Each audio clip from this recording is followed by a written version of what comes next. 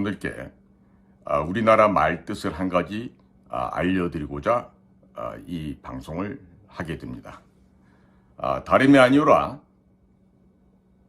국민 여러분, 흡수라고 하면 그 흡수라는 말이 무슨 말인지 아시죠? 흡수.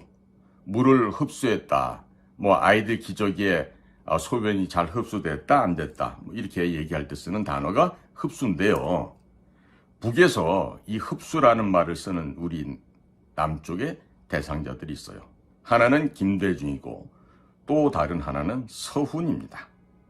자, 지금 우리의 비밀 공작망에 따르면 이 서훈과 김대중에 대한 이야기들이 나오는데 참 이 기가 막힌 얘기가 지금 나오고 있습니다.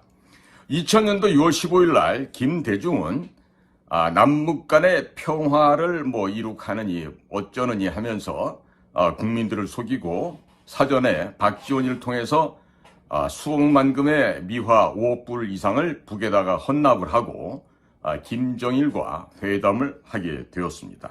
그때 김대중은 평양공항에 도착해서 의전 경호 무시한 채로 김정일이가 탄 차에 동승을 하게 됩니다. 그 순간에 대한민국의 경호실에 누구도 그 차에 탑승할 수가 없었습니다. 그런데 그 차량 안에서 김대중이 기가 막힌 이야기를 했다는 게 이제서야 역사적인 증언을 통해서 흘러나오고 있습니다. 자, 김대중이가 뭐라고 했겠습니까? 김정일에게 다음과 같은 이야기를 했다 그럽니다. 김일성 수령께서 주장해 오신 낮은 단계의 고려 인민연방제를 남한에서 내가 반드시 실현을 하겠습니다. 그러니 이러한 나의 마음을, 내 뜻을 받아주실 수가 있겠습니까? 그리고 이후에 북조선에 가서 살 수 있도록 조건을 마련해 주시면 고맙겠습니다. 이렇게 김대중이 김정일에게 말을 했고, 이에 대한 답변으로 김정일은 아래와 같이 답변했다 그럽니다. 북조선에 와서 살게 하는 것은 내가 마련해 준 것이 아니라 우리 북조선 인민들이 김대중 선생에게 마련해 줄 것이요.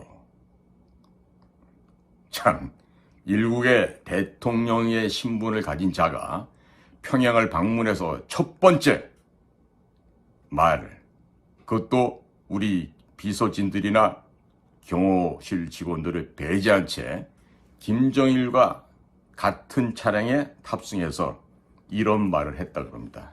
지금 제가 하는 얘기는요, 제가 소설로 꾸며서 드리는 이야기가 아니라 북한 내부 심층 지역에서 민감한 출처로부터 지금 입수된 거라서 국민 여러분들께 알려드리는 것입니다. 자, 그러면 김대중이 왜 그런 말을 했는지 짐작이 가시죠. 그래서 지금도 북한 괴뢰 평양의 심장부에서는 김대중이야말로 우리가 흡수했던 자다. 그리고 김대중이 평양에 와서 6.15 회담을 했던 것은 우리 대남 공작기관의 아주 커다란 성과 사업 중에 하나였다. 해서 김대중은 우리가 흡수했던 자로, 그가 우리 북에 흡수됨으로 말미암아 그와 같이 김정일과 남북 정상회담을 할 수 있었다라고 누가 얘기한다?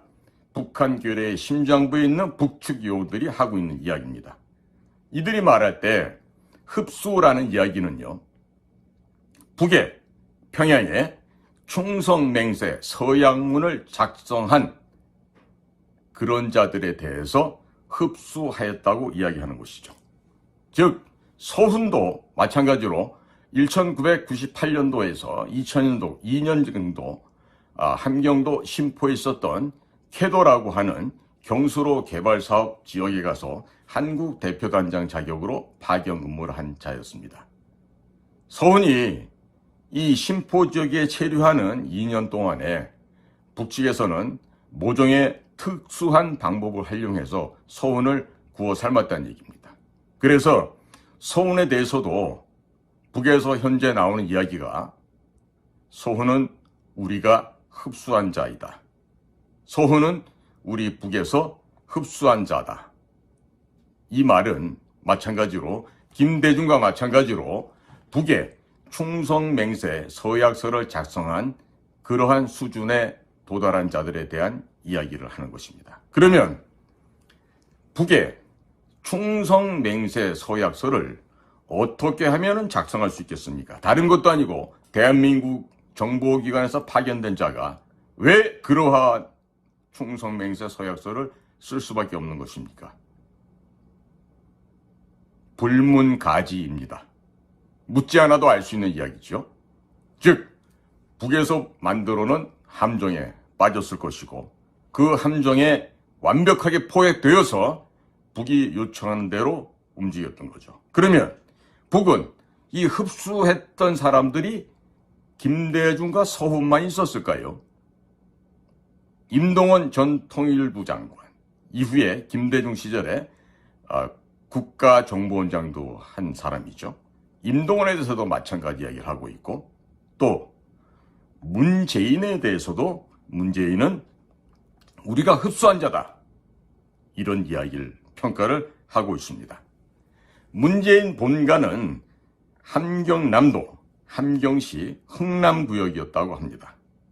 당시 문재인이 노무현 정부 시절 청와대에서 시민사회수석 할 때 생년월일을 고치고 이산가족 상봉하러 북을 방문한 적이 있었습니다.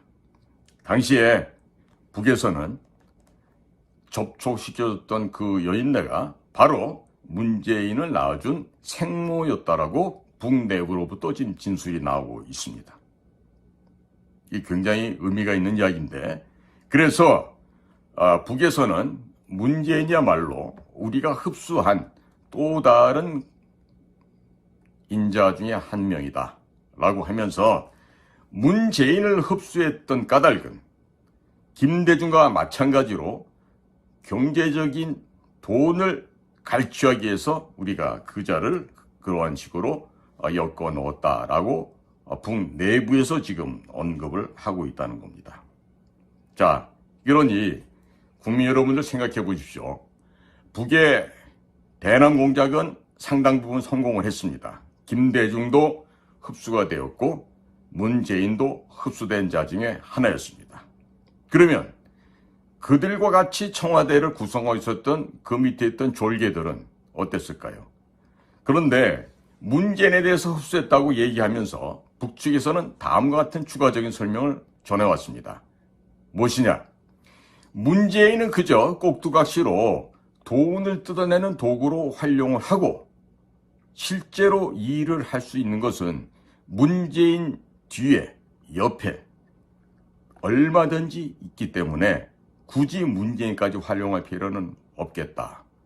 완전히 바지 사장으로 세워놓고 실질적인 이득은 림종석 동무 같은 자들, 또 청와대 비서진으로 들어가 있던 그 386 주사파 학생운동 출신의 종북 공산주의자들에 의해서 충분하게 아주 신나게 대한민국을 말아먹었던 것이었습니다.